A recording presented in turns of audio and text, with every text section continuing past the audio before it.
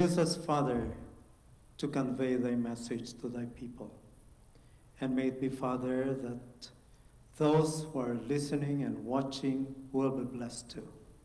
In Jesus' name we pray. Amen.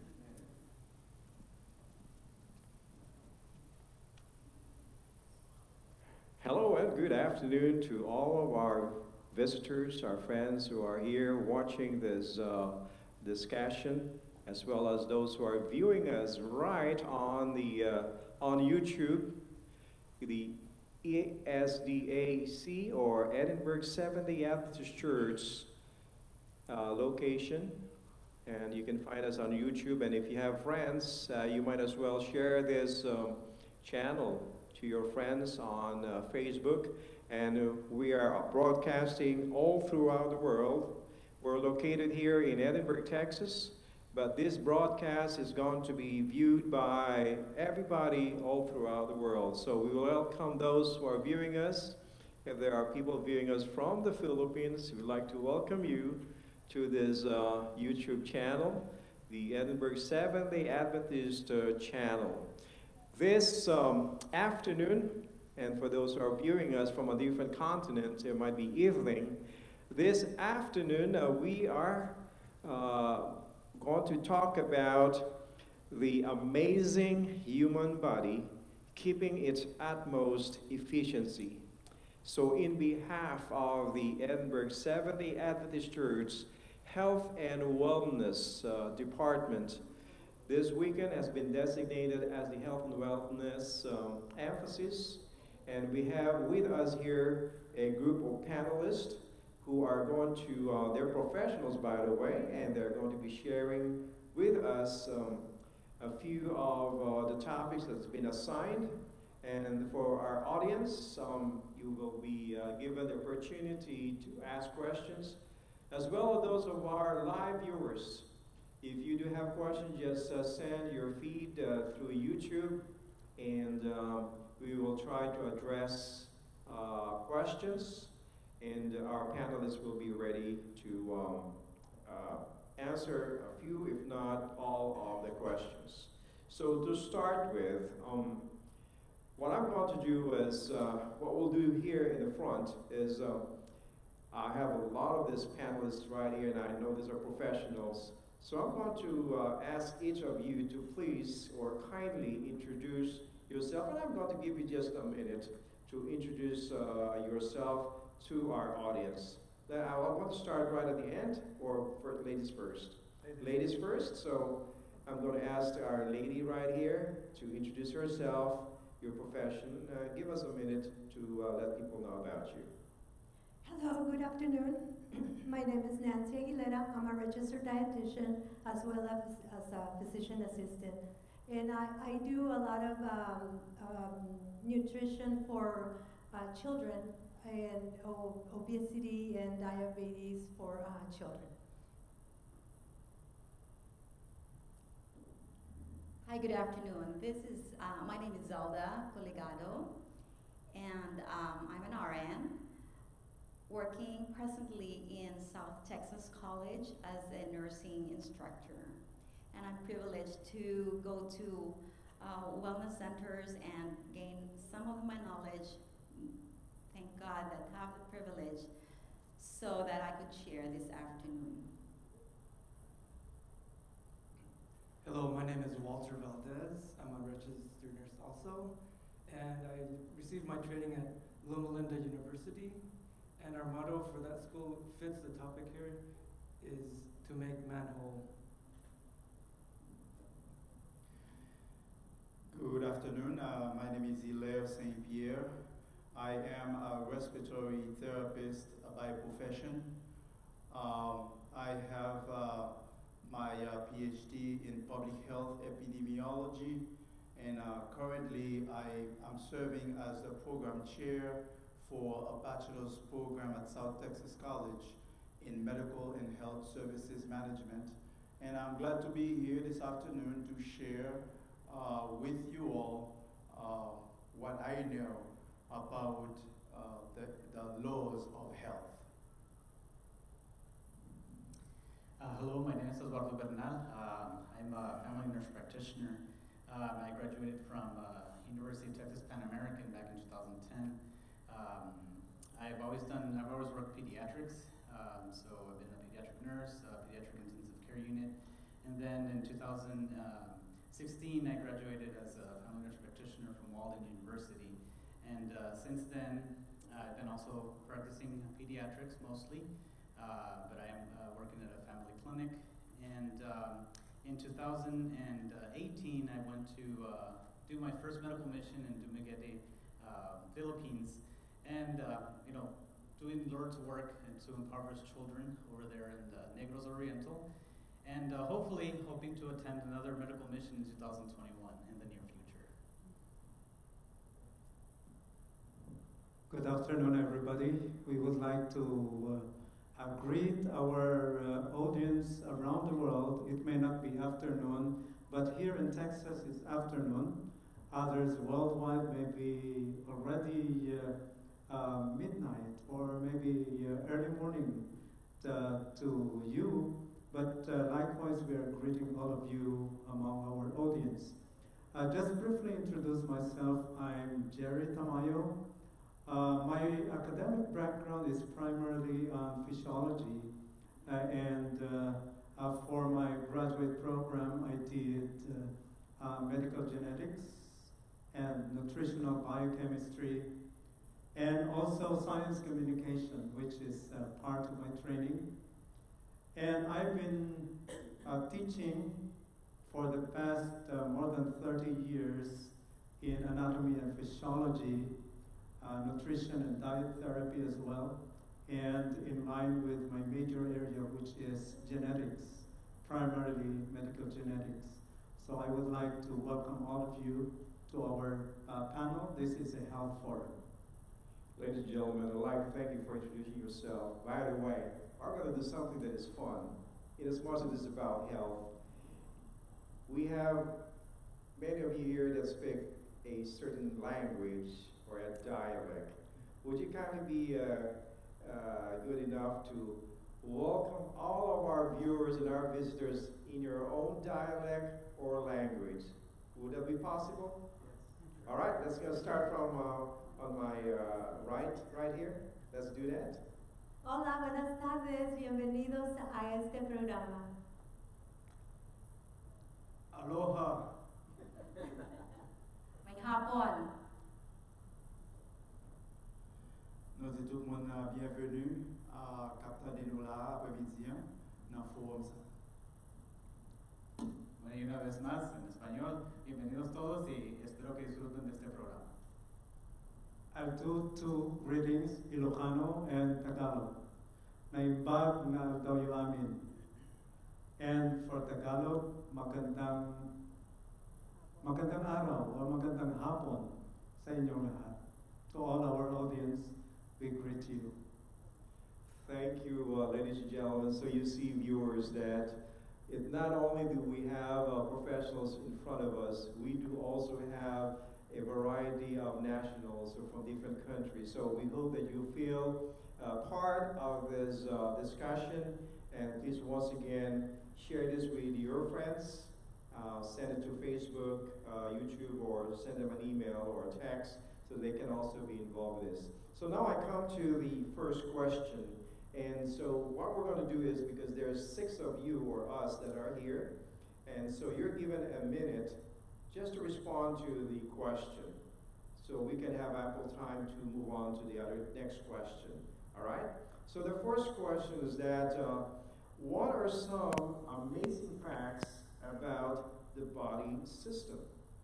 So share with us or provide your answer. What are some of the amazing facts about the body system? We'll start with Ms. Nancy right here.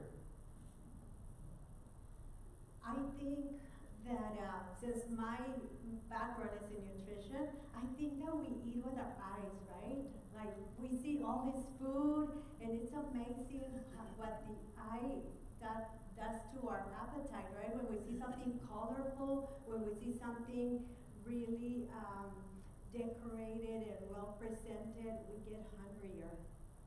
And I think vision is a blessing from God, right? All right. Next. Well,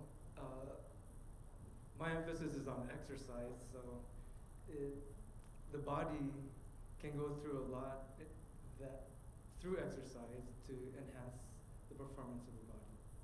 Wonderful. Amazing facts about skin. The skin is considered as the largest organ of our body, actually. I don't know, believe it or not. It covers a total area ranging from 1.5 to 2 square meters. And also, this is our system that acts as a barrier to protect us from getting sick. All right, next. All right, as a respiratory therapist for 20-some years, I can tell you a lot of things about the respiratory system, but we'll keep it short because we have only 1 minute to do so. But let me give you a few facts about the respiratory system. You know, the lungs, we have a pair of lungs, but they're not the same size, okay? The right is larger than the left lungs just because the heart is on the left side, so the lungs has to accommodate the heart. Another fun fact about the respiratory system is that every time we are exhaling, we exhale water. You don't see it, but we are exhaling water. And in the course of a day, 24 hours, we exhale about 1.5 cups of water that we didn't know about. And so this is fun fact that, you know, we have more to share with you later on. So I'll be talking about the neuroendocrine system and about sleeping and resting. So it's amazing how our bodies are interconnected, and the different organs and the different systems just communicate with each other so well. Often, if one of these systems breaks down or malfunctions, there's other parts of the bodies that compensate and they help out the other system. But the best way to actually bring back a malfunctioning system is by sleeping and resting. Now, God gave us our eyes, as Miss Nancy was saying, but also the way they perceive the light is the way that our minds create certain hormones in our brain to make us fall asleep and wake up at a certain time when they hit the light. So it's amazing how God made our bodies and made them so efficient that he even gave us a way to repair and replenish when something is malfunctioning or not working correctly. But we'll talk more as, you know, different questions are arising. I'm assigned 2 systems here, so I have 2 minutes. Go ahead. All right. So I'm assigned about the lymphatic and the immune system, and also on the urinary system, water and electrolyte balance. So may I talk first about the lymphatic and the immune system? You know, these systems are undervalued and underrated in such a way. But did you know that if the lymphatic system and the immune system will stop working, a person could die within the next 24 to 48 hours. So that's an amazing fact. And then on the urinary system, did you know that each of our kidneys have 1 million filtering units in each of our kidneys? So you are endowed with about 2 million filtering units. We call this as nephrons. That will make regulation, to regulate blood pressure, to regulate the electrolytes, to regulate blood volume, to regulate everything. And the one that is most known to many of us is that our waste products that we produce every second and every minute, they are going to be discarded. So we are so thankful. We have 2 billion of these filtering units in our kidneys. Thank you all. And I'd just like to remind all our viewers, we have a live audience right here in front of the panel, and we also have live viewers. We are broadcasting live on YouTube. So if you do have text, email, or friends, you just don't send them a message so they can also avail of this live discussion. So let me go back to our panelists right here. Dr. Tamiya, you mentioned about the decoding of the decoder's design this morning. And I know that there's going to be some contradiction on our topic that we're discussing today, but we're not here to go any side, only on one side, and that is the next question. So the next one right here is, anybody can pull up the microphone and then respond. What are the evidences that manifest God as the author of the body's intelligent design? So now we're hitting the real point right here, and that is, what are the evidences that manifest God as the author of body's intelligence? Anybody? I'll take the lead on this one. 1 minute. Okay. I want to tell you a little bit about the design that God has put together in us human beings. You know, in Genesis 2, verse 7, it says that God formed man from the dust. And then he knelt down and breathed the breath of life into him. And then man became a living being. That was only then. And God is the only being able to give that breath of life. Right now, in this age that we are living, we see technology going so far, it's blowing our minds.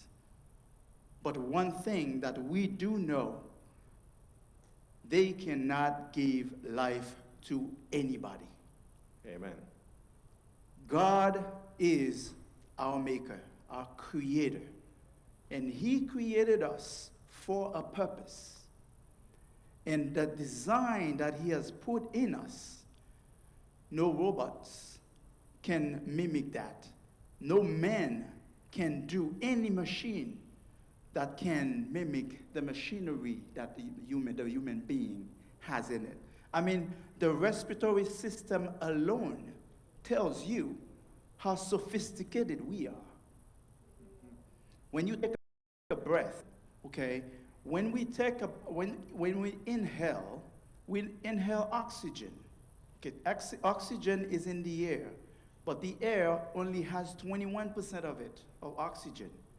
When we inhale, but while we're doing that, going through the passages, okay, to go into the lungs, that air is conditioned to reach down the lungs. It is, humidified, it is purified, it is conditioned in ways that the irrigation system, it has, when you put your finger in your nose, you come out with crusty boogers. Those are the purification system of the body. Okay, when you have dust, we're breathing dust, but all the hair that we have inside the nose and go all the way going down, and then when they come down, they change their name to cilia. They bring, what they do, they bring up gunk, toxin stuff out. In fact, the respiratory system is one system that brings or expels 70% of toxins in our body. 70% of toxins. And so I'll keep it there because I had only 1 minute. How about the others? Any response? Yeah. Yes, Dr. Chimayo? This is not in answer to the system that was given me, but I just would like to augment what Dr. Hilaire mentioned about the millions of the alveoli or the air sacs that we have in our lungs. You see, the design is that these lungs are made of very microscopic air sacs, or we call them as alveoli. And these air sacs are enveloped with a lot of blood vessels. These are capillaries. But you see, these air sacs could efficiently do exchange of gases because they are made of special types of cells there that are thin enough for the gases to pass through. And we know in biology that the process by which these gases would exchange would be through the process of diffusion, moving from an area of concentration to an area of lesser concentration. So for example, if you breathe in air, the air that goes into the lungs will have so much amount of oxygen that it could easily diffuse going to the blood system such that it will pass through this very thin layer of membrane, this very thin cell. And that for the carbon dioxide that is brought in by the blood into the lungs, that has been from the body. So it will exactly exchange at that very exact time. I would like to pinpoint here that when they do exchange, there would be an exact timing for both the air and the blood to pick up the oxygen and give off the carbon dioxide. Very amazing. Do we have any other response from our panel? Or let me just express my thoughts on this as now that I've heard some answers, a few of the answers that designed, let's say architectural design, organization, the built was made for specific function. Agree, disagree? So if they perform a specific function or work, then meaning that we ought to keep, and I believe we're going to be discussing this later, to keep it in order for our body to function according to design. Or do we reverse this? I believe when we reverse, some stuff happens, right? So I see Brother Ed has a response. Go ahead. Yes. So a big evidence that God is in control of our bodies because he is our creator. He gave us an entire brain. But in the brain, we have specific little tiny glands that he placed. Two of those glands is the pineal gland and the pituitary gland. And you could basically call these two glands kind of like the motor that just, encompasses many systems of our body. With these two little tiny glands, they secrete certain hormones that communicate to different parts of the bodies and make them do different things or specific things. But I'm not going to get into too much detail. I'm just going to go specifically into the rest and the sleep, since that is what encompasses of what I'm talking today about. So with this gland, the pituitary gland, very, very tiny in our brains. Now everything is carefully measured, to the point of milliliters that they secrete. But those secretions of the hormones are what drive our circadian rhythm or the way that we sleep. Now, in a specific time during the day, certain hormones are prevalent in the body, and there are times in which they're scarce in the body. So depending on our week sleep schedule, certain hormones are in certain levels.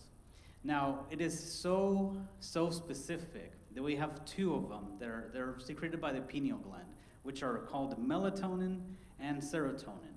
Now, both of these hormones kind of work opposite to each other.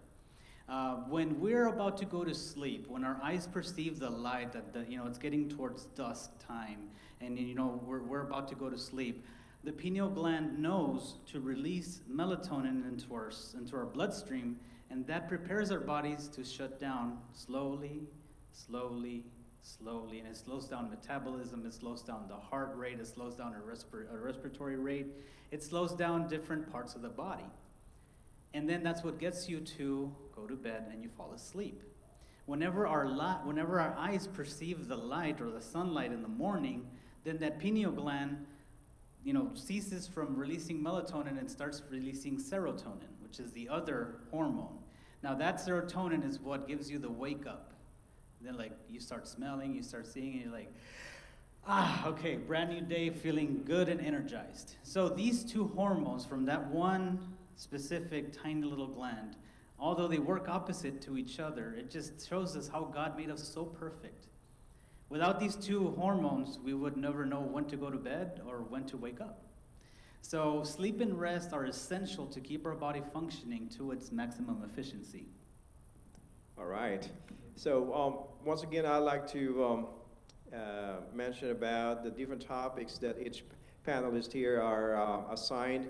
So digestive system and nutrition with Nancy Aguilera, musculoskeletal and cardiovascular system and exercise with Walter, and integumentary system and sunshine with Zelda, respiratory system and air with Hilaire, and then neuro and endocrine system, sleep and rest, and that's assigned to Brother Ed Bernal.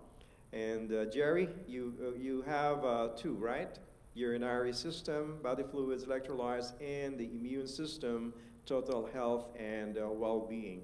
Now goes the third question. By the way, audience, if you have any question, feel free to approach one of our staff and just hand in your question. And as well as with our audience live streaming, you can just send your message through the page or the YouTube. So the third question, what specific health laws governs the maintenance and utmost efficiency of the body system? Let me repeat that. What specific health laws govern the maintenance and utmost efficiency of the body system? Anybody from our panel? Response? Yes, Dr. Chimayo. Let me start from here. Just going back to the second question before I go to the specific law here.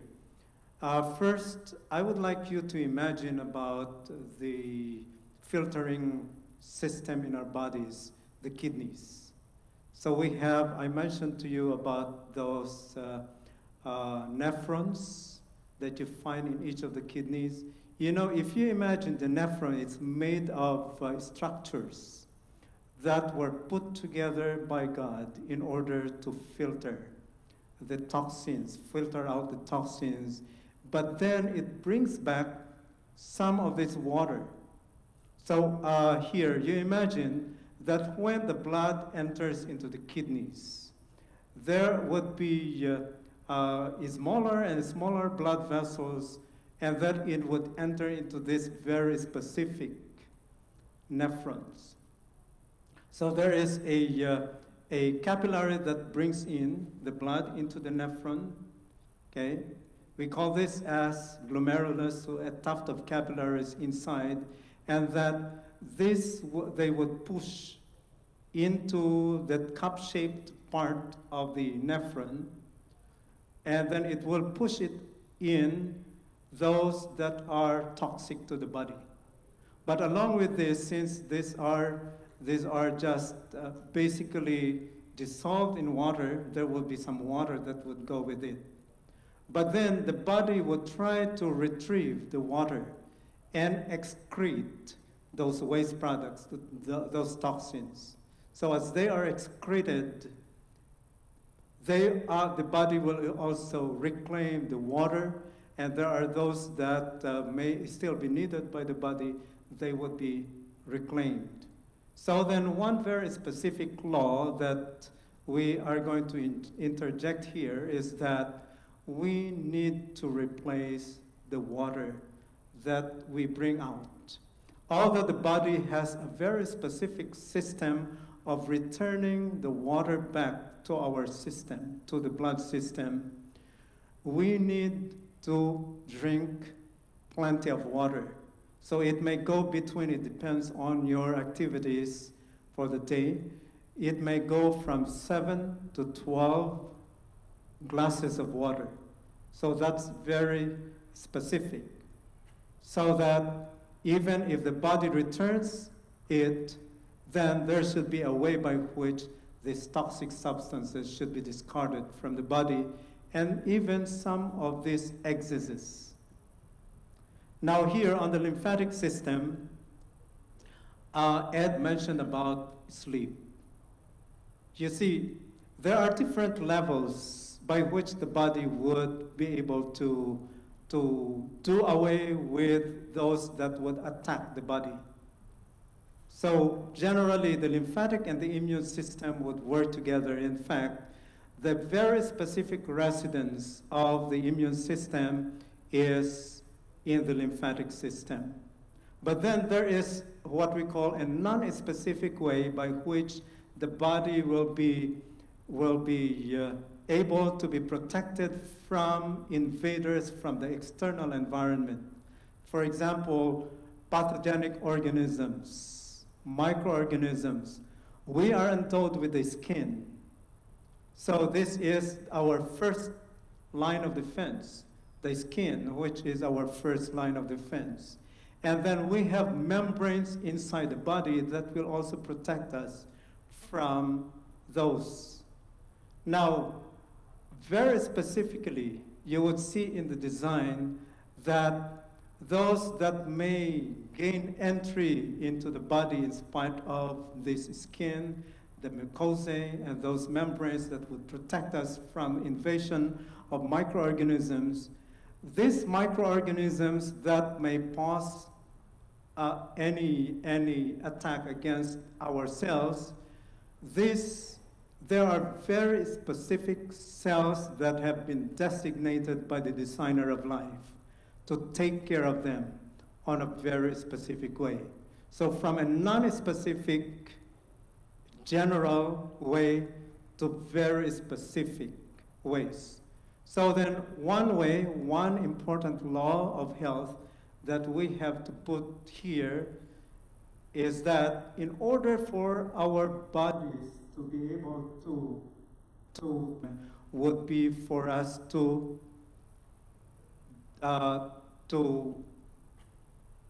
give emphasis on the nutrients that will help us discard all this, fight against this. Ed mentioned about the sleep. That's one way of rejuvenating the body in order that these cells, these very specific cells, will be able to fight against any of the invaders. Let me add on what you mentioned about our body is just made that we can protect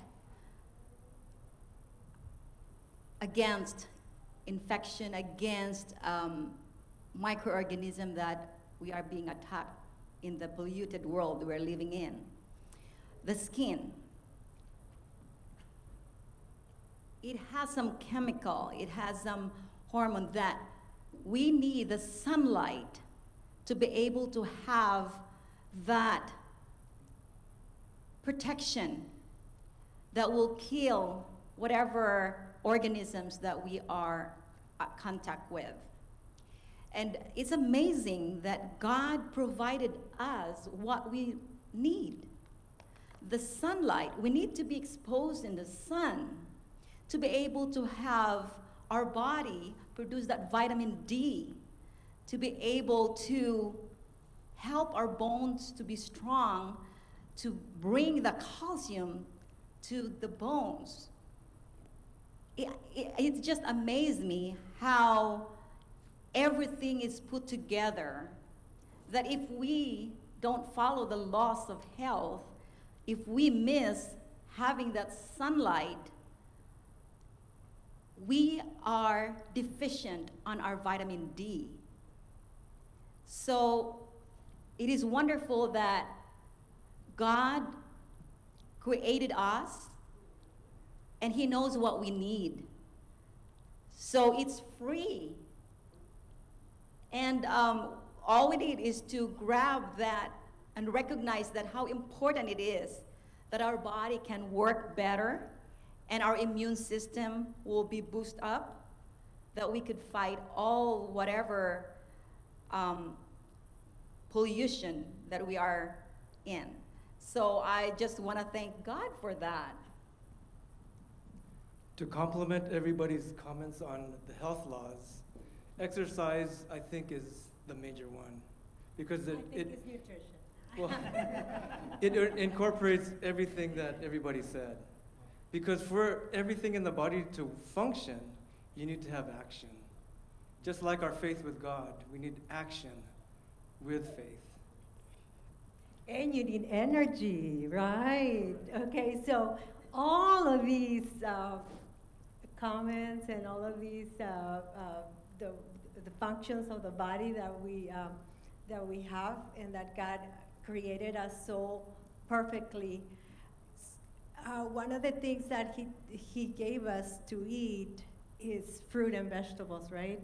That's the main. So without energy, without that glucose, the brain will not be able to function any of those Amen. functions that everybody Amen. Yes. talked about, right? Yes. So I think nutrition is the number one. Well, let me before you pick that, provide us an Sure. answer. I'd like to ask the panelists, or all of you who are here, is there a specific law that all of us need to download, read, in order to keep our body healthy? Is there a specific law? I know people go and visit clinics, their doctors, and they're given a prescription. That's not a law, right? But is there a law or something that they can follow and abide in order to keep their body function or their body itself to remain healthy? Anybody? Or I see Hilaire, you're ready to answer that, right? Oh, well, yes, I can give you, very briefly, the laws, the 8 laws of health that were given to us through the writings of Ellen G. White, and that right now, those laws are the laws that, the world is following, okay? So people can be healthy. Those laws are the ones that are fundamental to health. And those are those laws that we are talking about right now. And we have an acronym for it, which is New Start. Okay, the New Start, the N starts for Nutrition. and the next one is E, Exercise. W is for water. Okay, start. S is for sunshine. S, yes. And T is for temperance. And A is for air. And we have T for R, you missed R. We have R for Rest. I'm sorry. And we have T, which is trust in God. I mean, those are the laws that we need to follow. I think we can elaborate a little bit more on them, but this is pretty much the discussion that we're having right now. But I wanted to go back to a previous question and add a little bit about the maintenance of that design that God has given human being. And, I'm pretty sure you all heard that, oh no, this is number one. No, nutrition is number one. Or no, sunshine is number one. But tell me what you can do if you don't have that breath of life. Is that number one? So you cannot do much without the breath of, you can't even trust in God if you don't have the breath of life, air. air is what we need. Okay? So we start with air. We all know the importance of air, but we talk about it generally, air. But what's important is fresh air. Okay?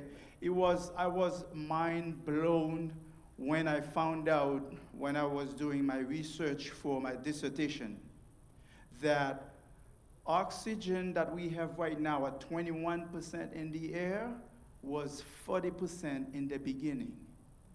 40% was in the air of oxygen. Now it's down to 21%. If you do deep research, you will find out that oxygen now is getting closer to 20% than it is to 21%. So very slowly, okay, the human being is degrading. Now, what is the importance really of oxygen? And that's the point that I want to make here. From 40% before to right now, oxygen is one element, one gas that is not only important for the breathing, but it also keeps your body in an alkalosis state. So the body can be alkaline or it can be acidotic. Two sides, but the body needs to be in balance. And generally we have a pH imbalance of about 7, okay, 7. But when we have less oxygen in the body, we go in the acidic state. And when the body is acidic, it attracts or it creates an environment where disease can thrive. Disease can develop very easily. And so when you have, you obey the laws of health, and then you have fresh air that you can breathe, then the body can go up to the alkaline side where the body can protect itself. It is very dangerous right now, especially in the cities where there are no trees. Oxygen is very scarce. What you're breathing really is carbon dioxide, poison for ourselves, okay? And so it is important that we find fresh air. It is amazing when you read the writings of Ellen G. White, that writer, inspired by God, that tells you always find nature to commune with the Lord, because that's where we can find fresh air. And it is not, not by chance that we are telling you to eat vegetables, fruits. Those, they have more water than anything else. And water is composed of what? H2O, oxygen. And so you are eating, but at the same time, oxygen is being formed, at the cellular level when it reaches the bottom, in our abdomen, and it's protecting us, it's shielding us. This is the way God has designed us. So everything that we need, He has given it to us. We have the prescription that we need in Genesis. All the food that we need to eat, it's given to us. And all of it is to protect us. Well, Dr. Hilaire, you already took the first topic, and also you covered the other topic, and that is the disorder. In as much that, the design of the body is specific function, and also the requirements and all of this. I'm going to jump in, I believe Dr. Chimayo will be able to cover this as well in the next topic or the next question, and that is, with these disorders, okay? Let me say this, what specific disorders could develop as direct or indirect results of disobeying the health laws, okay? He already elaborated, Dr. Hilaire elaborated about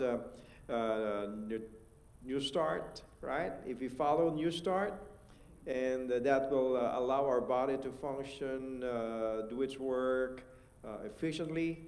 But here we are, we're faced with specific disorders could develop as a direct or indirect results of disobeying the health laws. Dr. Chimayo, let me give you the time. Yes, again, before those disorders, I just would like us to integrate all this together. So basically, the body part of the law is for us to provide fuel.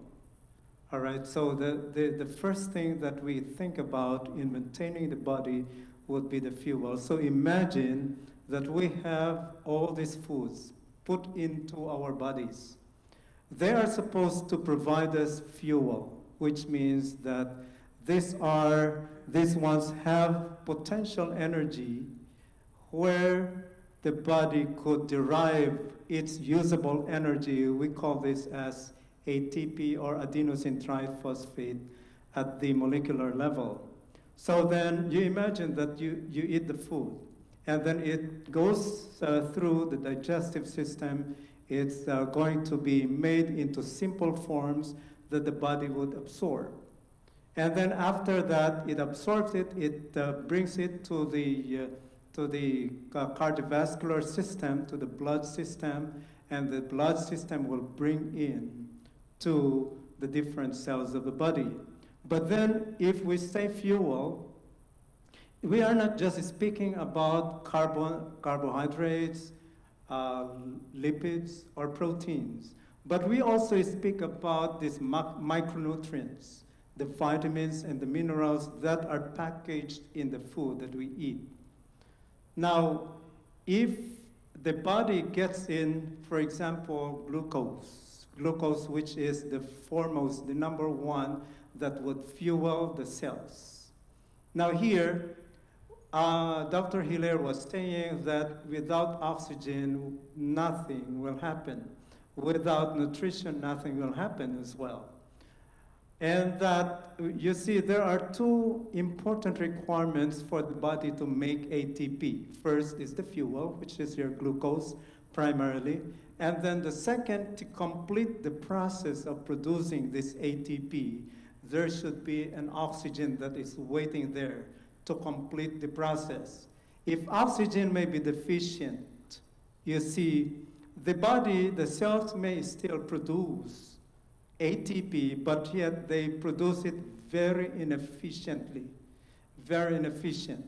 So then, if we put in something that would destroy the body, you wouldn't expect that the fuel will be there. If you are not breathing properly, the oxygen will not be there to complete the process of making the usable energy, which we call ATP. If you don't have a good functioning cardiovascular system, those foods that you have taken will not reach the different cells of the body. And that as the body makes this ATP, there would be what we call byproducts of metabolism. And part of that is carbon dioxide. You produce heat, you produce some of these byproducts, and that they should be discarded through the kidneys. And then in order to maintain them, you have exercise, you have rest, you have sleep, and other things. All of this properly coordinated. Once any of these are disrupted at any point, then we could have disorder. So first is for us to look into what possible things that we put into our mouths that could disrupt the order so that it becomes disordered, or we call this as an imbalance or disease or disorder.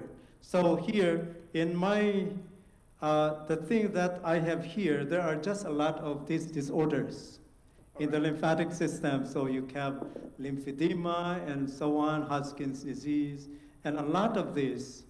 But yet, if you would realize that all of these diseases are particularly made, they develop because our immune system is just at the lowest ebb, which means that if there is any disorder that may take place in the body, then that means that there could be, to a certain point, the lymphatic system and the immune system are not functioning well.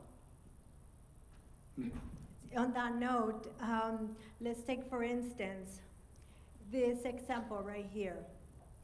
Both of these things are 100 calories. What do you have on that plate, Nancy? I have a little miniature Hershey's bar and an apple. It's 100 calories. Both of them are 100 calories. So is this one right here. So we have 13 chips and this about half Half a pound? a pound of carrots, 100 calories each.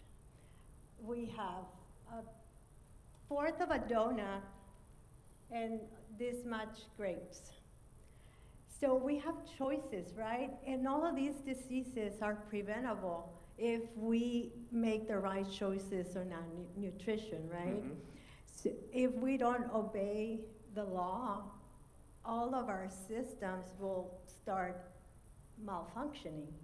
So we need to start with you start, like we say, with nutrition, with nutrients and nutrient-dense options that we can, like I mentioned at the beginning, we see these things and right away, the apple looks beautiful, but we remember the taste of the chocolate and we're like, what do I want? And I work with children, so with children, they see this thing and of course they're gonna go for the chocolate because they already know that this is sweeter than the apple. But, and it happens to us as adults also. If we don't follow the law, like God told us, you can eat all the fruits and all the trees and the nuts. If we don't follow that and we start supplying our bodies with processed food like a donut, chocolate, chips, and things like that, everything is going to start malfunctioning. We're not going to be able to take that rest because we're going to have indigestion. We're not going to be able to exercise because this is just simple sugar that doesn't stay in the body for a long time. It just brings up the sugar and automatically comes down. So we're not going to be able to exercise if we have a donut, and we're not going to be able to breathe correctly because we're going to start getting obese. So our lungs are going to start malfunctioning. Our brain is not going to think correctly because the brain only needs glucose, but the glucose that we receive from a donut is not the glucose that the body needs. It needs complex carbohydrates like the apple, like the carrots, like the grapes. And when we start deviating our bodies from good food, wholesome foods, we start getting into all these diseases. Now, I want to stand up right here because I'm going to hone into this. Nancy, thank you for taking the samples with us. So, panel, I'm going to ask you.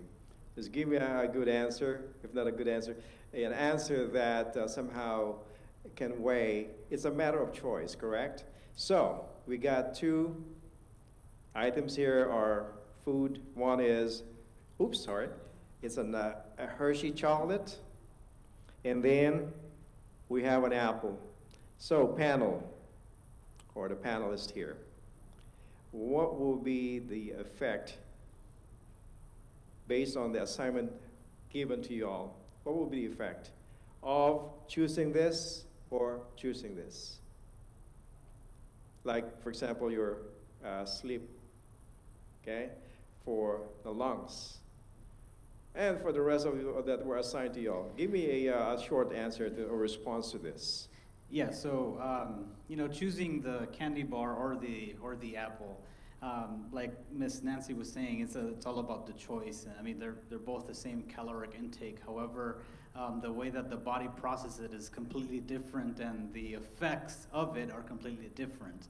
Obviously, if you choose the apple, you'll have energy to do whatever it is that you need to do. Your brain will function correctly. And not only that, but you'll satisfy your hunger better with the apple versus whether you eat the chocolate. Yeah, it'll give you like a really nice, happy smile because you ate the chocolate. But then right afterwards, 10, 15 minutes later, you're hungry again. You have to eat more. So in essence, whether you choose one or the other is just the consequences that follow after you eat one or the other. Whichever one is better. What does it do with your sleep? So, going a little bit further than that into the eating. So sleep has, it's practically interconnected with nutrition. Now, the way that sometimes we put a lot of emphasis into nutrition and the way they eat and the energy and stuff like that, but we kind of undermine the sleep aspect of it. And actually, just going back to those hormones again, since I'm talking about the neuroendocrine system, goes hand in hand with the sleep. So whenever we sleep, our bodies also produce, insulin and glucose to maintain our body temperatures and all that stuff. Well, they made a study actually, and they actually found out that by curtailing our sleep or lack of our sleep also contributes to the development of diabetes and obesity. Now, but you guys may think, well, what does sleep have to do with either or? I thought it was all about nutrition. Well, actually, what they found out was that those people that are sleeping less and less each time, if they have a chronic issue of lack of sleep, they actually show higher levels of glucose in the mornings. That's why you have what is called the dawn phenomenon. Okay, dawn phenomenon is basically something that as nutritionists and people who study diabetes know about, which basically just it goes along with how the pancreas works and how it releases its insulin and how it I'm trying to put it as simple as possible, how the glucose and insulin levels kind of balance out with each other. So when there's lack of sleep, there's also the propensity of increasing the glucose levels in our bodies. Now, going just a little bit further into that, there's two other hormones that I want to talk to you about, or like enzymes. One is called leptin, and the other one's called ghrelin. So they found out that these two hormones, whenever there was lack of sleep or not enough sleep, they found that the ghrelin levels were actually higher. Ghrelin is the kind of hormone that makes you hungry. It makes you want to eat more. So when there's higher levels of that, obviously the person wakes up in the morning like, okay, I want to eat this, and I want to eat that, and I want to eat the donut, and I want to eat the carrots and the apple and the chips and the chocolate and the bunch of grapes too, because they have such a high level of that ghrelin because they didn't sleep correctly. Now, when the study that they made was that people who actually slept 8 to 9 hours within that night, when they had a restful sleep, they had higher levels of leptin. Leptin is what suppresses our hunger, and it also decreases the way that we want to eat. So in the morning, you would be satisfied with just eating the apple because you slept correctly, and you ate the apple and you're satisfied. I'm good to go till noontime or whenever I have to eat. So they go hand in hand together. So what you're telling us is that when you're deprived from sleep, your hormone increases, and then you tend to eat all this, and then the effect of that is going to be you're going to be gaining weight, and then you're going to be sluggish as well. So there's a drastic effect. Brother Hilaire, Dr. Hilaire, I'm sorry. There is also a social effect on our choices between the apple and the candy. Society has trained us to make choices. And nowadays, even when I was growing up, candy was not that popular, especially in the country that I was born in Haiti. Okay, we had to buy a candy, and it was expensive for a kid to find a penny to buy a candy. Mm-hmm. And so this is something that we would be able to afford around Christmas time when there is a birthday party and things like that. It's not, wherever you go you can find. But in this country, And in the generation that we are living in, it seems like, you know, they advertise those foods more than the healthy foods. Mhm. And so we are trained, our taste buds are compromised.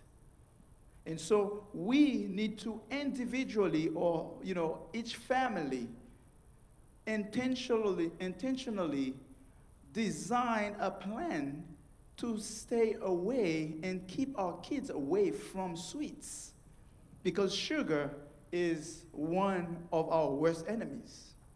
And pretty much that's what it is, sugar. And sugar, what it does, you know, it brings the body, like I was saying earlier, it brings the body to the acidic side, causing, you know, inviting an environment, creating an environment for disease. Dr. Hilaire, you covered a little bit of the subject or the topic that we discussed in one of our sessions. And it's not part of the discussion tonight, but I know that advertising plays a big role in making our choices.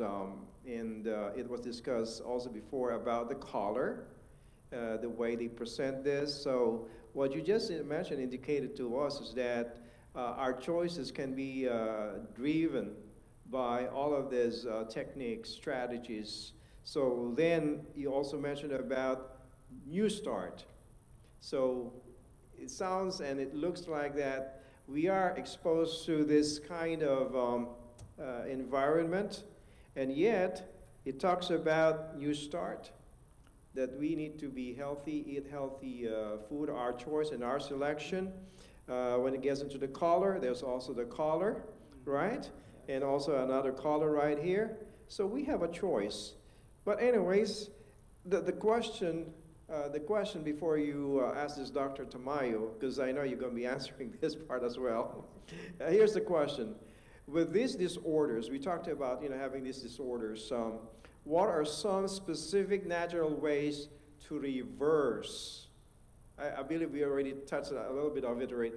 What are the ways to reverse some of this, you know, this kind of diseases or disorders? I'll give the mic to Dr. Tamiyo. Yes, reversing any of these diseases, particularly chronic diseases, would be to know first what is the root cause of it. Because as we could see here, that many of our chronic diseases are addressed just by taking drugs. They are basically palliative in a sense that they are addressed temporarily. But these are not addressing the root cause. So for example, going back to the apple and the chocolate bar, you see, this could be one of the root causes. Faulty nutrition, faulty eating is the root cause. Then how are you going to reverse it? You go back to the natural way of doing it by going back to the fruits, the vegetables, grains, and nuts that we have been given for our food. Now here, both of them, the chocolate bar and the apple, has both sugars, okay? They give the body, they fuel the body with the required energy.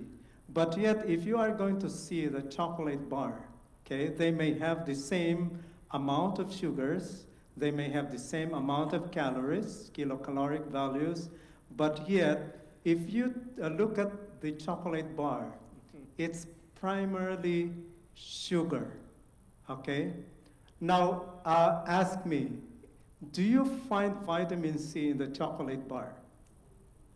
No.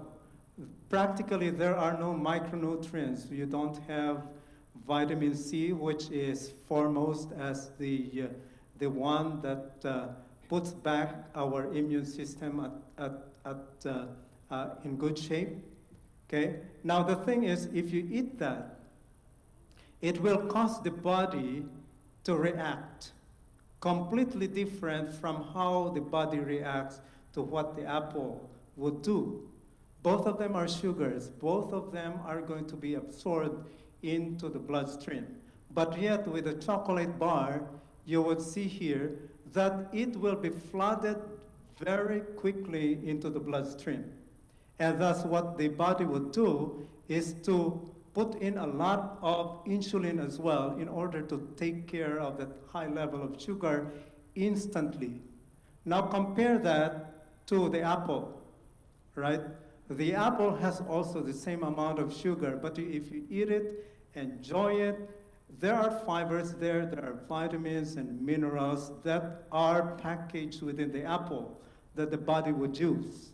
So then, if you have the fibers there, the glucose will be slowly released into the bloodstream. So what then is the difference there? The one on the chocolate bar, the sugar in the chocolate bar, would cause the sugar level to shoot up very quickly.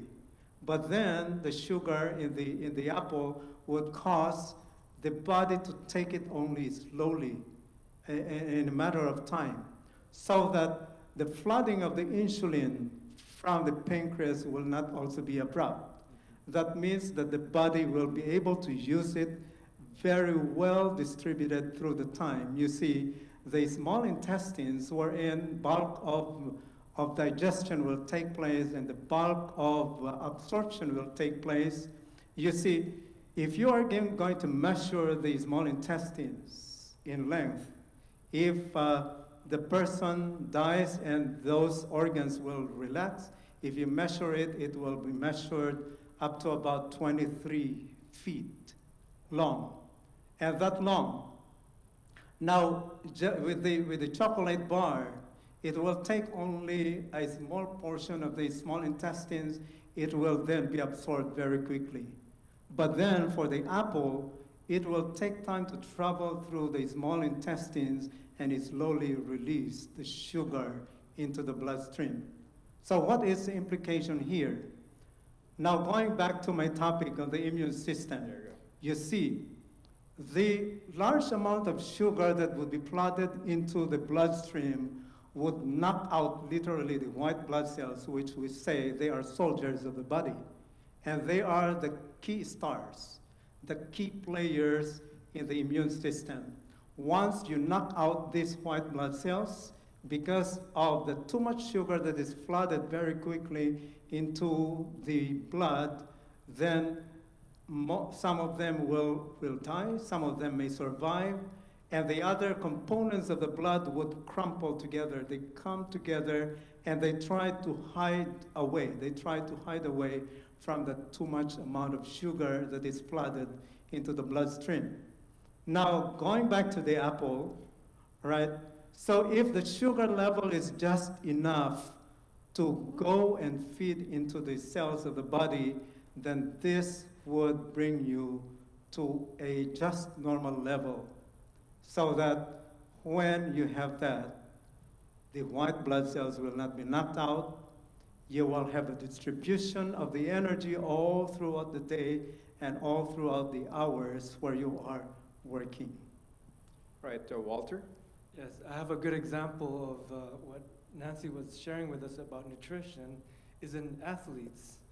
And I was following the Lakers in ESPN recently, and there's a player there that played over a decade already. Mm-hmm. In his early career, he would eat candy bars before games. But the commentator said that he's a vegan now, and that's Dwight Howard for the Lakers. I heard about that. Well, ladies and gentlemen, to our audience and those who are viewers, you notice that Nancy only brought one. She only brought one. But the rest that you see and displayed right in front of us right here, they are so colorful. And we got the greens, the leafy vegetables, then we got the peppers and all of this. So Nancy's telling us, right on what she plays right here, is that the right nutrition that you offer to children is always the best direction. Is that right? Instead of depending too much with drugs or with medication, this is the best. Would you kindly elaborate more and explain to us? So with children, they become a little picky at times, right? So we need to be very creative, and and we need to watch out for them, right? Because we are their voice. They still can make choices. They don't know what's good and what's bad, and like Hilaire was saying that technology and advertisement nowadays, they it's our number one enemy right now with the children's nutrition, because they every commercial, every other commercial that you see, it's about a sugary cereal, it's about a donut, it's about a cookie, and even McDonald's with their little Happy Meals, they have a toy in there. That's so advertising. That's advertisement. So the problem with that is that it makes it so hard for us parents and us dietitians to compete with that. It's gonna be always more color, more advertising. They're gonna advertise this more than an apple. This is gonna look so pretty in Christmas with the Christmas colors, in Easter with their Easter colors. An apple is always red.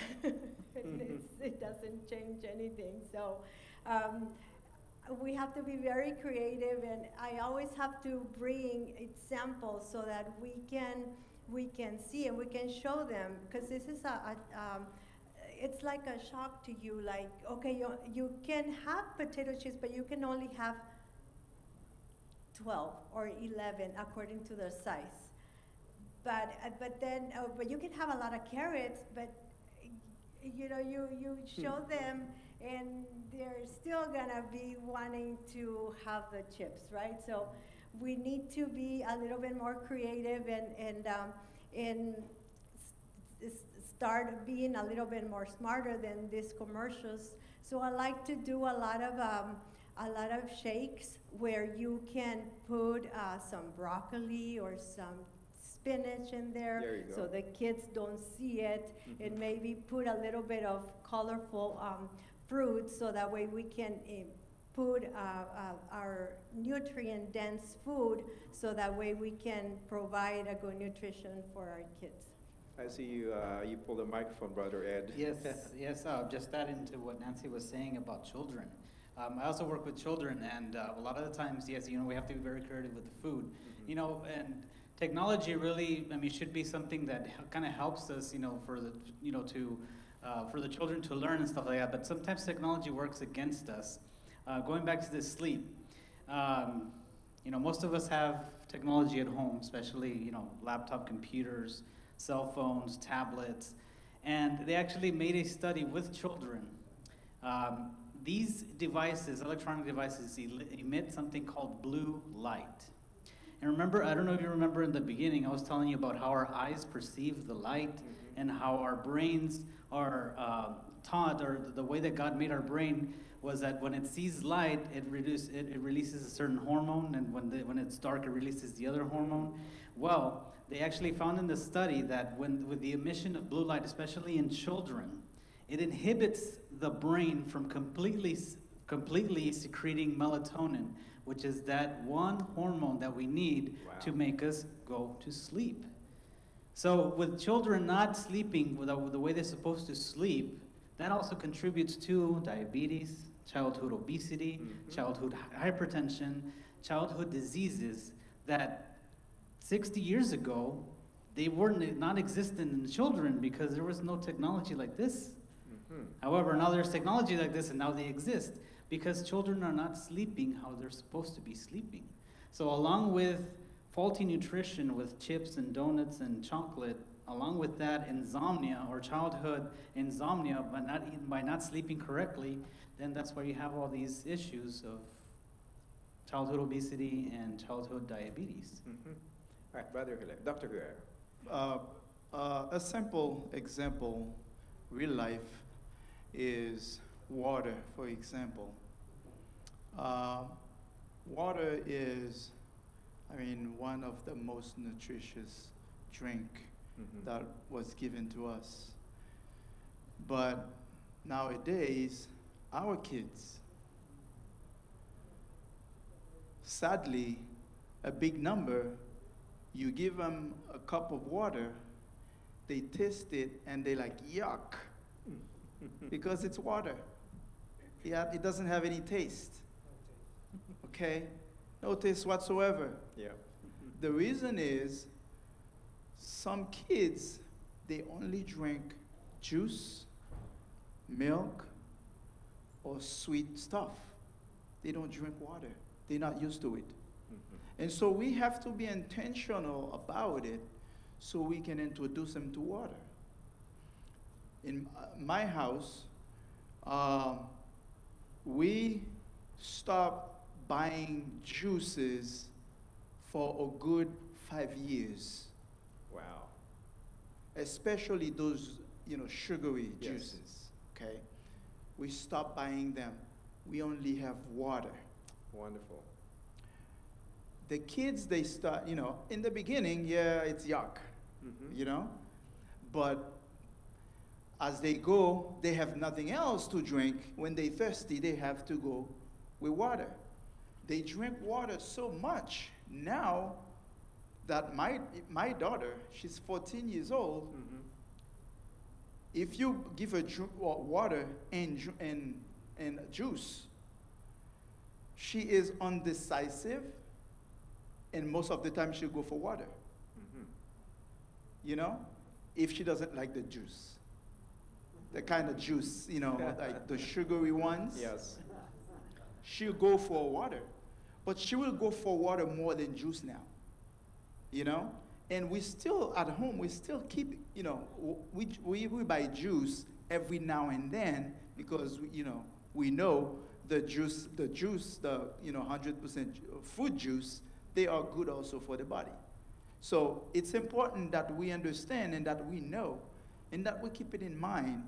I'm repeating this word, intentionally, Yes. We need to intentionally, implement and teach our kids, our families, to stay healthy, to eat healthy, And like you're mentioning earlier, and a lot of times you say, all those colors, and it is important. Colors are important when we are eating, because when we eat, we need to eat different colors, because the pigmentation of the fruits of the vegetables, they have different nutrients in them, right?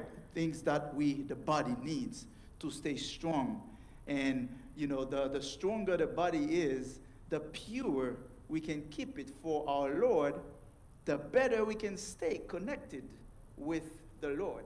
Just like Daniel, during his time, he would not eat certain food so he can stay focused, stay connected with God. And so this is very important. Well, the next question has to do with, because I look at your credentials. None of you here had a theology background or pastors, right? So I just saw somebody who just stepped in, and this is just going to be a surprise. I see in our audience Dr. Chance. Pastor Chance. He's an ordained pastor. Can I invite you to come to the front and share with us the spiritual implication of following health laws? Just give us a short of your rendition of the spiritual implications. We will take care of questions.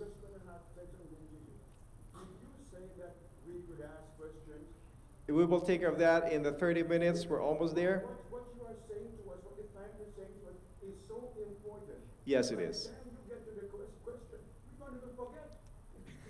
No, write them down. Write down your questions. And that's the reason why we have somebody in the audience that is taking those. Okay, Pastor Chance, would you come and join us right here? The spiritual implication of strict, avoidance of health loss? Well, for one, I mean, we're among fellow, most of us Adventists, so I think we get the idea already. Oh, right here? Yeah. But part of the challenge that we have is that it's not simply a matter of, okay, do this and do that, and like arbitrary. God is a God of what? Order. We know this, right? And so we can see whether you start from, I don't know who's doing what topic, but again, let's do nutrition. See, Jesus came and he fed us the bread of life, right? So the same way you can be physically malnourished without the right thing, spiritually, it also has the same effect. And also, if I'm trying to understand spiritual things, because there's some theological truths that are deep that needs my mind to be there to understand. There are many people you share with them basic truths sometimes and they can't get it. Part of the reason that we can't get it is because of our physical health, our cognitions. They're not all there because we're not feeding it with the right substance. If you take on the opposite spectrum, when someone goes into, for example, alcohol, it has a problem, it has an effect on the body, and it messes with their reasoning capacity. And Jesus said, God says, come, let us reason together. Another reason, we talked about this a little bit on last night, but we are looking for this thing, especially as God's people here. We want to see the long picture. The healthier we can be is the more effective we can be in serving the Lord. Now, don't get me wrong. God loves us in spite of, amen? He really does. But what we are saying is that it's hard for me to stay it's hard to me to stay spiritually engaged when I have back problem and all sorts of problems and ailment. I'm praying mainly for him to take those away. I ain't got time to pray for other people, as it were. I'm just, because I'm obsessed with my own issues. Not only that, but if God wanted to say, go over to be a missionary in some rough parts of the world, I may not be inclined if I'm in a physical quagmire. So it all plays a role. And ultimately, I think one of the challenges, this is one of the questions I'm going to have later on too, is that the more we know about health principles and we violate them, what's happening is that we are weakening our will. We are weakening our abilities to actually obey. And that's where we find today, this is one of the biggest challenges we have. Many people know about health principles, but they would not apply them. Why? Because our wills, our determination is really weakened. And it's hard to get ourselves even to do the good that we know we need to do, simply because we have disobeyed for so long. It's hard now to obey and to go this way. So I think in part. Take your Pastor Chance. Pastor Chance is a pastor of all nations, and I caught him a surprise. He was our speaker this last night. Well, thank you, Pastor. Dr. Brown, okay, we are going to give at least 30 minutes for question and answers. So we're just covering the basics of this discussion this afternoon. And for our audience who are listening, you have a chance to send your questions. It's going to be on YouTube, so avail of the time. So we're going to be giving at least 30 minutes for our panelists to answer those questions. But to conclude on this first part, I'd like to ask each of you, based on the topic assigned to you all, would you kindly connect the spiritual implication of this to the assignment that was handed to you all? That is, with part of nutrition, you already covered that, and also part of the assignment that was handed to you, the spiritual implications of all of this as well. We'll start from the end. Dr. Chimayo? First, about the urinary system. So I mentioned about water, and many of us mentioned about water. The Word of God is the water of life, and we need it every day. Everybody of us would need water, right? And in terms of its specific measurements, I mentioned about 7 to 12 glasses of water a day. Now, spiritually, we also need, within the 7 to 12 hours, while we are awake, we need to be immersed in the Word of God. We need to be immersed in the water of life that comes to us at the time when we are we are awake, we take the water of life. If we are sleeping, we cannot drink, but even while we are asleep, God could communicate to us in different ways. So he could provide circumstances for us to be able to know what he wants for us. And as we take the water of life on a daily basis, then we could be well spiritually and physically as well. That God's Spirit will be able to speak to us. Yeah. So the spiritual implications about rest really can be summarized by one verse, and many of us already know it by memory. Psalms 23, basically. It tells us there that he's going to make me lie down in green pastures. He'll lead me beside quiet waters, and he will refresh my soul. He's our shepherd. He wants to make us rest. Now, he gave us one day out of the entire week, which we call Sabbath. And many of us know that the word Sabbath comes from the Greek word, Sabbaton, or the Hebrew word Shabbat. Both of those translates to exactly the same word, rest. If we follow God's law, it's in his law, the fourth commandment, you shall rest from everything that you have to do. He promises that he's going to replenish us, refill us, and rejuvenate us. Now, if we obey God's rest on his Sabbath day, great things come to all of us. So just by following his word, that is a wonderful spiritual implication into the positive that we have. That if we rest in him, we can rest assured that we will be healthy. Amen. Dr. Hilaire? We oftentimes take respiration or breathing for granted until we have a head cold or we have a respiratory infection that we realized that, oh, I need to breathe, and it's difficult. Our Creator, the Master, he breathed into our nostrils the breath of life. And so he knows why he has given us that breath. He has a purpose for each one of us. And so we need to live up to that, expectation of him. We need to obey the laws of health, but more importantly, the laws that he has given to us in the Bible. Those are very important. The body he called the temple, okay? The temple of God is our body. That's what he calls it. And he dwells in our body. And so where God lives, there is no impurity. And so we should keep our body pure, sane. As Pastor Chance said earlier, the more we take care of that body, spiritually, physically, emotionally, the better we can connect with him and he can reveal his work in us. Amen. Zelda?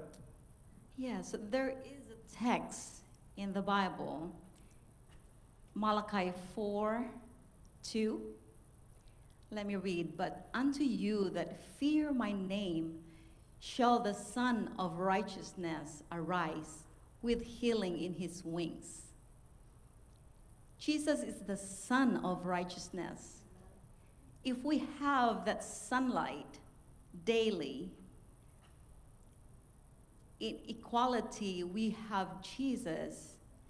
We have to establish a relationship with him daily and be connected with Him, we will be nourished spiritually. And since He's the source of sunlight, or He's the Son of righteousness, that will hit in us just like the sunlight hits our skin and produce vitamin D to benefit our health. It is also on the spiritual aspect, we will have Christ character in us developing, as what everybody have said. We constant beholding, we will be changed. So if we continue to connect with God, the source of our righteousness, His righteousness in us, nothing of us, so we will have the light as He commanded. Let your light shine to the world. So then we will be a blessing to others, sharing God's righteousness, and that others will see Christ. Amen. Walter. And know Christ. Exercise is a form of getting closer to God also. I was fortunate growing up in Hawaii. That's why I said aloha. Mm-hmm. And also in San Diego, California, where we used to go on nature walks every Sabbath afternoon. And that's, I think, is one of the best ways to walk with God. Amen. Nancy? God gave us life and He wants us to live it at our fullest. He created us so perfectly. Just like Pastor Chang was saying last night, you're not going to put the cheap gas into Lamborghini or into your car, expensive car, right? So just as that, we need to treat our bodies because it's not ours.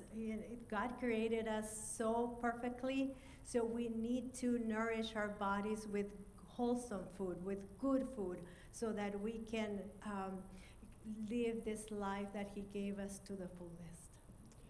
Well, to tell you what, it has been a great discussion and information that you all have provided. In summary, I'd like to once again open up what Dr. Hilaire mentioned about nutrition, exercise, water, sunshine, temperance, air, rest, and we all concluded with trusting in God. So I hope that our audience here and also our audience on YouTube, this is just a short discussion about health and how to keep our body healthy. And yet, we're open for question and answers. So we have a question right here live from our audience. Yes, Grilu, you raise your hand. So you have is that a live question? All right, so we have a YouTube question. Would you come, or we use the microphone? Let me hand you the microphone. There you go.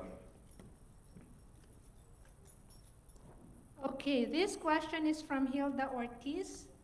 And where's she from? She didn't state where she is from, but she has several questions here. Let's take one at a time. Okay, we'll just take one question. Sister Hilda, I know you're watching. Are there any natural ways to help cleanse the lungs to those who have been exposed to secondhand smoking?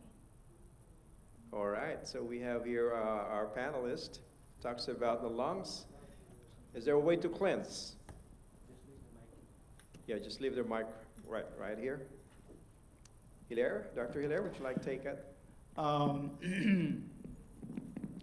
Cleansing the lungs can involve many different exercises and things, and probably you would also need to do some conventional medication. But one thing that you can use naturally to help cleanse, like we said earlier, purifying the lungs, naturally you can use ginger. Ginger is something that is very powerful. It is a little spicy, but you can use that when you would wash it and peel it off, take the skin off, rinse it again, and then with bite size, you can chew on it. Okay, you chew it.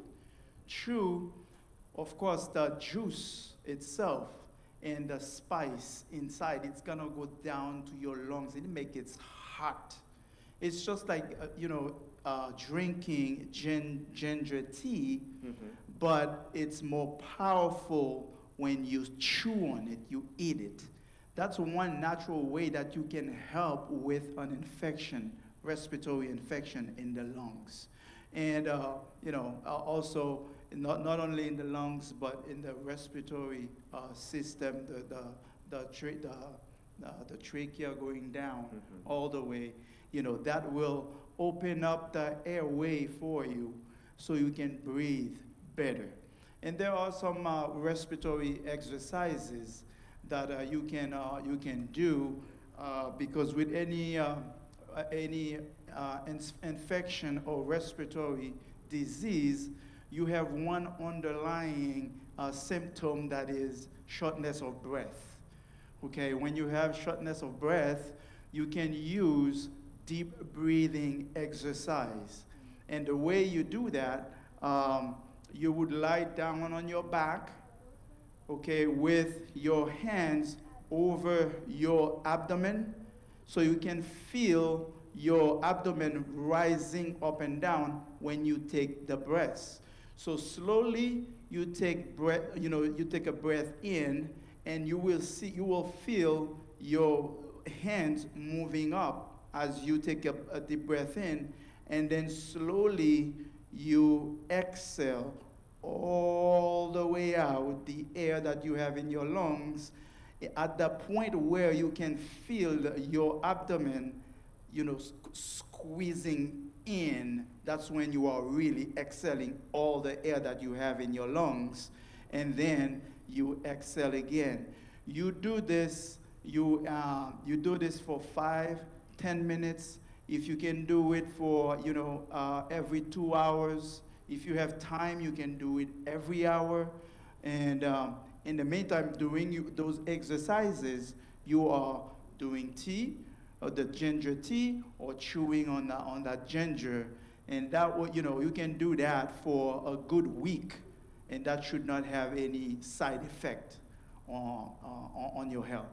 Dr. Hilaire, can I add, if you don't mind? Yes, please. When I was in high school, this is way back in the country, and we have this nutritionist, and so I joined this early morning jogging, and the first few days that we were doing this exercise, he taught us how to breathe correctly.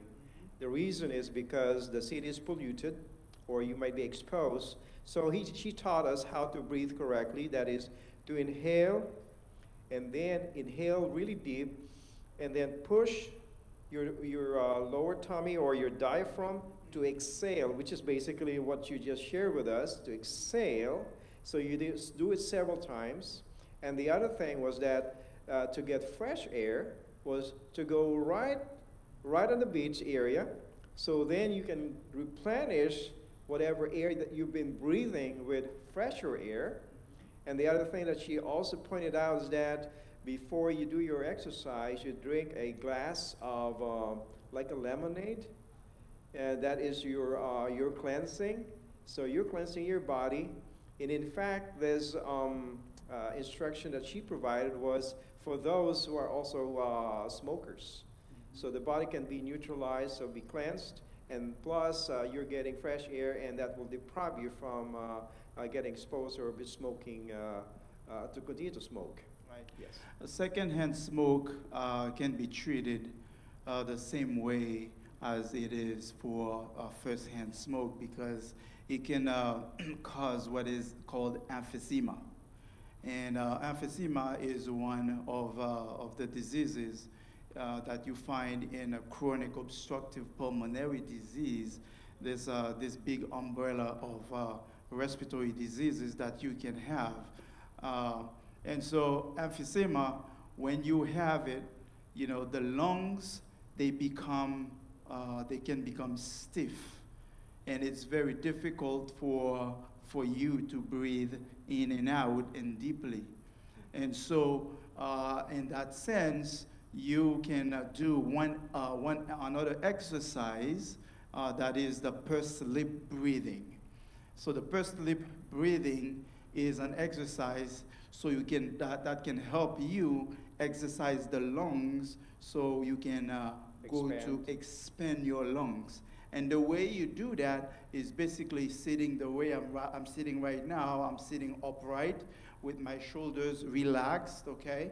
And I take a deep breath in, and as I exhale, I pursed my lips, and I caused a very small hole in my lips, and I exhale, you know, slowly. And the physiology of this is that when you are exhaling that way, you're causing a positive pressure inside your lungs instead of exhaling like that. You keep a positive and expiratory pressure inside the lungs, helping the lungs to stay, you know, expanded more than, you know, it would be doing normal respiration. Well, thank you, and I hope that that question, the response was good, and be able to at least follow some of these answers that was provided. How about our audience right here? That is the live audience from YouTube. Yes. Would you kindly approach the microphone? And audience from YouTube may be able to hear as well. This is a question probably because of nutrition. There's a trend out there, this keto diet. Question here is keto diet safe for weight loss? You said keto diet, right? Keto. K-E-T-O. I don't know. Keto diet. Yes. Keto diet. You know, every month it seems like there's a new diet, and yet obesity keeps increasing. So they're just fad diets. There is no diet that you can follow more than your calories that you're putting in and that you're burning out. That's the best diet that you can follow. Calculate your caloric according to your height and weight, and diminish the calories that you're eating, so that way you can lose weight. There's no other diet out there that can help you. I mean, yes, it can help you lose weight, but maintain the weight, no. That's from our nutritionist. How about from the rest of the panel? Dr. Chimayo? Let's qualify what is a keto diet. So basically in keto diet, what they do is to significantly reduce the intake of carbohydrates, especially starches. So basically what we get from fruits and even vegetables are all carbohydrates. So in the food pyramid, the very foundation of our proper nutrition should be on complex carbohydrates. Now here, people would say, if you say carbs, they basically refer to starches, and most of them are refined starches. That includes refined sugars. And so in keto diet, what they do is to discard a big percentage of the carbs, and then they increase their intake of fats and proteins, primarily fats, and a big portion also of the proteins. That's keto diet. And so what they do is they are taking away the carbohydrates as their main source of glucose. As I mentioned to you, that glucose is the #1 fuel. That's the preferred fuel of the body in order to derive from there the adenosine triphosphate, or the usable energy that the body uses. So then in keto diet, The source of energy then will be coming from the fats and from the proteins. So between the fats and the proteins, it would be the fat that would be taken first. The last would be the protein. So what they are trying to do is that the body may make use of the fat first, and that those extra sugars are basically discarded, so that usually if we have extra amount of sugar, they would be converted into neutral fats, and most of which would be deposited in the adipose tissues. Now what they do is, in order to lose weight, they totally or partially eradicate the carbohydrates. The problem is that if the body will switch to a source that is not used to get, it will be on a ketoacidosis, as we call in metabolism. There would be production of so much amount of ketone bodies that these ketone bodies could destroy the kidneys and other vital organs. Now it could be used. Keto diet could be used on a short term, but not on a long term, because the vital organs of the body, primarily the kidneys, even the brain, would be adversely affected. So Dr. Tamiya, what you just mentioned to us, and also Nancy, is that those kind of diets may work for a short period, and then you may be back again to, let's say, your weight. So it actually, in other words, doesn't really help that much. It's not going to work, because based on the food pyramid, we have to pack ourselves with first on those complex carbohydrates. So if we have these complex carbohydrates, again, as I mentioned, that they will pass through the digestive system. With that long line of the digestive system, they would release this glucose and this minerals, vitamins, micronutrients, phytochemicals in small amounts as they pass through the very long digestive system. And while you're on it, all this fat that you're eating and all these high amounts of protein is causing inflammation in your body. So you can't keep your body in it for a long time. Yes, you're gonna lose weight, but you're not gonna maintain it. You're gonna go back again. The first week that you start putting in those carbohydrates, you're gonna gain that weight and more. All right. Well, tell you what, it's almost 4:30. Time went really fast. I think we can still entertain, two questions. I see Grilu, you're looking at your phone. Do you have another question? Yeah, I got two more. Go ahead. So we can entertain those questions. Okay, first of all, I'd like to say hello to our viewers in Spencer, Iowa. Iowa, wow. Yes, from Spencer. Welcome. Church, yes. Thank you for watching. Okay, this is another question, and this is about sunlight. How much sunlight percentage do you need to get the vitamin D, and how long should you try to get it? Okay. All right. And Ms. Zelda? You can get sunlight. Let me expose your skin or your face to sunlight, even just for 15 minutes, and it will give you more than your daily requirement. As long as you don't go to the shower right away and wash yourself, because you need that time when the UV rays will touch your skin. It will synthesize, and you will have the benefit of having the vitamin D produced. So if you have only a few hours to go outside and get exposed to sunlight. Ms. Zelda, are you referring to middle of the day, morning, or afternoon? Which part of the day are we talking about here? All right, let me give you some specific. On winter time, there you go. You can between 10 a.m. to 3 p.m. But on summer, it's gonna be before 10 a.m. and after 3 p.m., okay?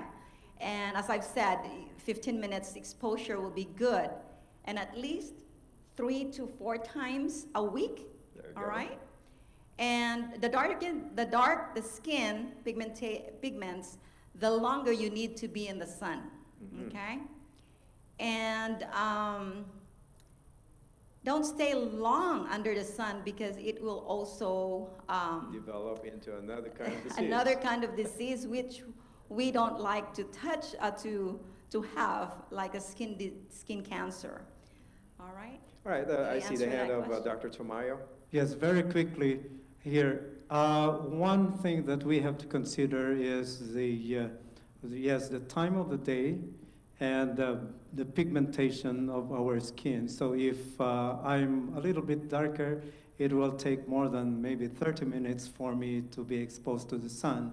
And also, when the sun's rays is just very scorching, the skin would have some biochemical pathways that would be activated by the exposure of the sun, but yet it makes the vitamin C very quickly, and it dissipates very quickly as well, such that this explains why people who are exposed in the sun the whole day, they end up having vitamin D deficiency. Why? Because there would be a quick synthesis of vitamin D and at the same time quick dissipation or destruction of the vitamin D. So it will not stay, you will have vitamin D deficiency. All right, thank you for your response. I see there's a question from our audience. Yes, introduce yourself and then ask the question. Ronald Archbold from All Nation Church. Welcome, Ronald. Texas. My question is, everything you talk about, or most of it, Ellen G. White has something to say about it. Did you all, or somebody, since I was a little late, present her and gave some kind of indication of what you have said about these different kinds of diets, fruits, or whatever else? Maybe I missed it. Audience? Yeah, so speaking about sleep and rest, Ellen G. White in her book, the Ministry of Curing and Healing, I forget the page now, but she was very specific in the way that we should rest. Even back then, she was talking about books. She says, don't pick up a book before going to rest, because this will disrupt your sleeping pattern and then thus, making you unhealthy. Now, we have to take the time frame where this woman wrote this book, okay, in the 1800s, okay? There was no TV, there was no phone, there was no electronics. I mean, they had candles for light and stuff like that. But even then, this woman, God gave her the intelligence to know that if you have something that takes your mind away, or your mind, the way that it processes those two hormones that I was talking about, serotonin and melatonin, they will inhibit it to a point where you're not going to fall asleep.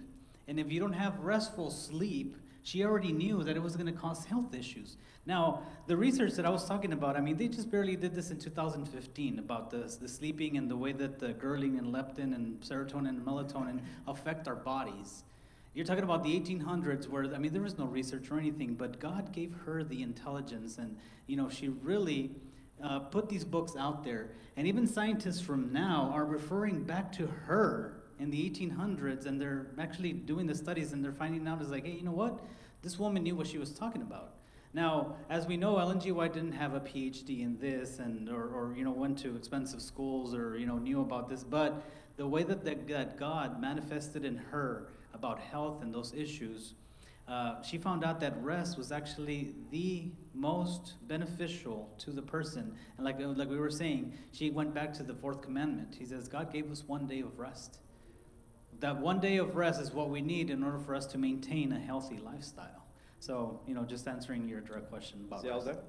I have a word here from her book, Healthful Living, page 229. This is one of nature's most healing agents I'm talking about the sunlight, the sunshine. If you would have your homes sweet and inviting, make them bright with air and sunshine. Remove your heavy curtains, open the windows, throw back the blinds, and enjoy the rich sunlight, even if it be at the expense of the colors of your carpet. Like, it will destroy the color of the carpet, okay? And let me see. Here's another one from Healthful Living page, the same page. If the windows were freed from blinds and heavy curtains, the sun and the air and the sun permitted to enter freely the darkened rooms, there would be seen a change for the better in the mental and physical health of the children. Amen. Thank you. I hope that that was okay. I see his thumbs up. There's another question, and please introduce yourself and ask a question. My name is Dudley Brown. I'm a member of this church. All right, Dudley. I appreciate tremendously what the panelists have done. Your expertise is tremendous. Appreciate that. And it impinges upon a number of things, including the choices that we make, my sister, between that chocolate bar and the apple. The inability of some people to sleep. And that is so common even within our church. It also impinges upon agriculture, horticulture, gardening, with the amount of oxygen we get in the air, the amount of carbon dioxide. And the more trees we plant, the more oxygen, the less carbon dioxide. Amen. But my question this evening, an important question is, why do we allow our children to make the choice for candy bar rather than the apple? Child rearing is important, and that should be discussed. Parenting. Thank you, Dr. Brown. Dudley, from our nutritionist. You already indicated, right? Yes. Yes, you are very right. The lack of parenting. It's one of the biggest issues I face every day at my job. I was doing a physical exam on this little baby last time, and I was talking to my supervising physician, and I asked her, we need to change the way that we do our 15-month physical exam. And she said, what do you mean? I said, well, I'm asking, is your child doing this? He's supposed to be doing this at 15 months. And the mother was looking at me like, no, what is that? She says, no, but you know what? He gets my phone and he can always go and find the site where the cartoons are. And I said, well, maybe we need to change our physical exam and put it in digital, because the way that we used to do our physical exam to determine what milestones they're achieving, it's not accurate anymore. Okay. So there goes the parenting. We need to, I think we need to start doing some parenting classes also, so that way we can get our children to not to forget about these values and these customs that they are being loose and are being already gone by technology. All right, because of time, I'm going to ask Walter to respond and also Ed, and then I will wrap it up. In other words, we're not going to end this discussion right now because it will continue on YouTube. So if you do have questions, you can also respond to YouTube, and we will address the panel after we're done. Okay, Walter? I just want to mention one thing that we didn't cover this evening was, thank you, Dr. Brown, about parenting. I work in the emergency room, and the thing that's happening now is behavioral health. And it even affects the children. and I hear the social worker coming and saying, children know about crisis intervention, and usually a crisis intervention is for adults. Yes. But it's with our children now. Wow. Ed?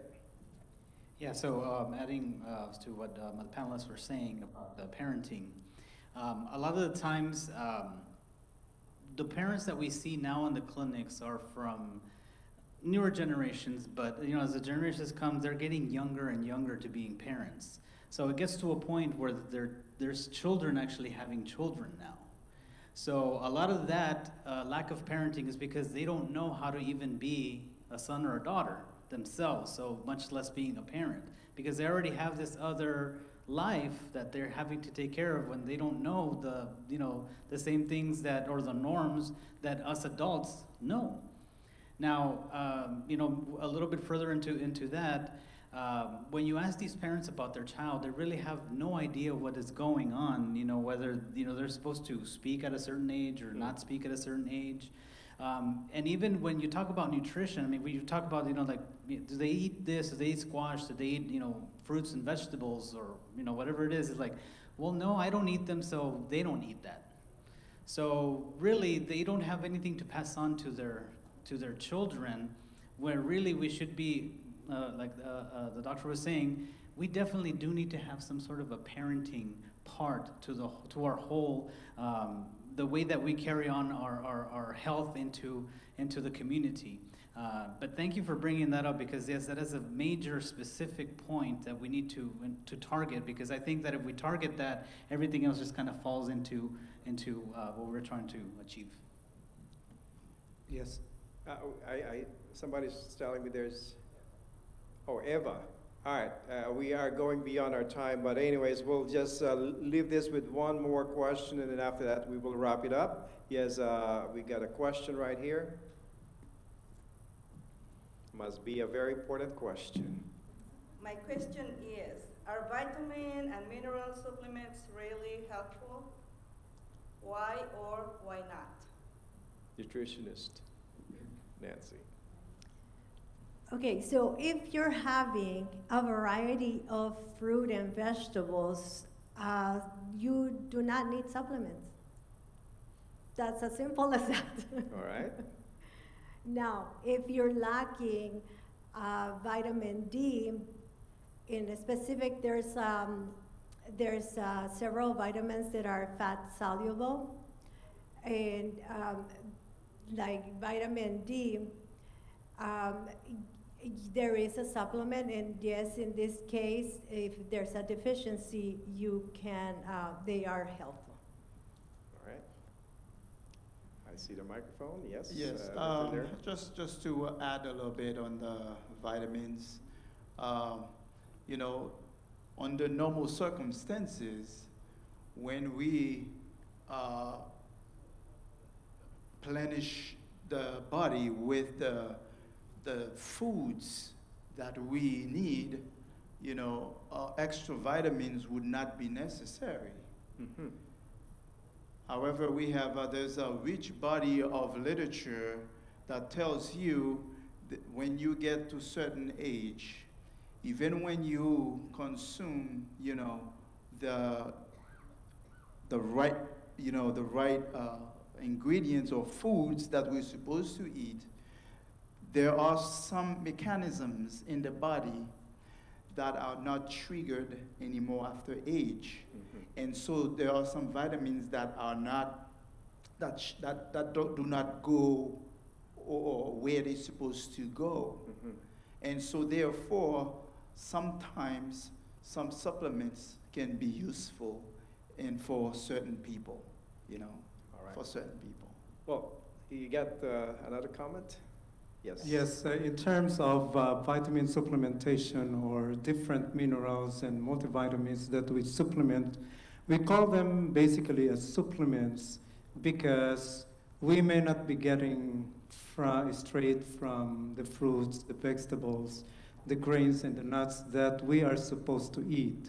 One thing they mentioned about some of the mechanisms of the body that may not be very efficient at a particular age. So supplementation may be necessary. But the way I understand it is that, you know, most of the supplementary vitamins and minerals are made in the laboratory. So many of them are synthetically produced. And if they are synthetically produced, or even if they are not synthetically produced, the act of taking it away in a purified form from their natural form will make a mess on the digestive system and the way the body absorbs it. You see, in their natural form, these vitamins and minerals have specific carriers for them to be assimilated into the cells of the body. And most of these purified forms of these supplements don't have specific carriers, which means that they could be in the bloodstream, yet there will be no assimilation at all. So what the body would do is to discard them, just simply discard them through the urinary system.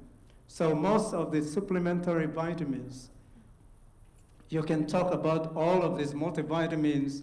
If you check your urine output after taking within just a few hours, you would see those ingredients in the multivitamins in your urine output. That means that your amount, the money that you used to buy these multivitamins will just be going down to the drain, into the urinals. Thank you, Dr. Maya. Thank you all panelists for providing us with ample information. And I hope that our audience, as well as those who are watching us live, somehow will provide us a way of choosing or going to the right choice of making our bodies really healthy, not only for us and our families, but also for the Lord. We are not buying this time. It is live on YouTube, but somehow we may probably put up another discussion like this, and we'll have it live, and we'll also might be able to extend and involve everyone from our audience to our live audience watching us. So I'd like to thank everybody. I know there are some more questions. Would you kindly go to the link, and you might be able to go to the Edinburgh Seventh-day Adventist Church on YouTube, and then you may be able to respond or put in some questions. I know there are some more questions, but we need to wrap it up due to the programs that we have coming up after this. So, Dr. Chimayo, can I invite you to pray for everybody watching and also for those who are here? Dr. Chimayo? Let's bow our heads for prayer. Our Father in heaven, we thank you so much that you have created us. Thou hast designed us in a very intricate but very specific, very accurate way, that even before we were conceived, oh Father, you already have a master plan for our lives. Thank you so much, Father, for life. And we realize, oh Father, that our lives are not our own. Our bodies are not our own. May thou help us, O Father, to take care of our bodies, for us to take this responsibility as thou hast given us to take care to the power that thou hast given us. Lord, help us to stay healthy so that we could do the purpose that thou hast instituted for us to do. May thou help us, O Father, to stay healthy, because we want to be partakers of thy divine will. And may thou help us, O Father, to always search for the truth. And as we search for the truth, we would be seeing you, not only while we are alive here on this earth, but we look forward to the time that we will see you descending from the clouds of heaven to claim us for eternity in that heavenly home that you have prepared for us. In Jesus' name we pray. Amen. Amen. Thank you all, panelists. Thank you all, audience. And I also thank you all for watching us live. And we're looking forward to see you on another broadcast here from the Edinburgh Seventh-day Adventist Church. God bless and stay healthy.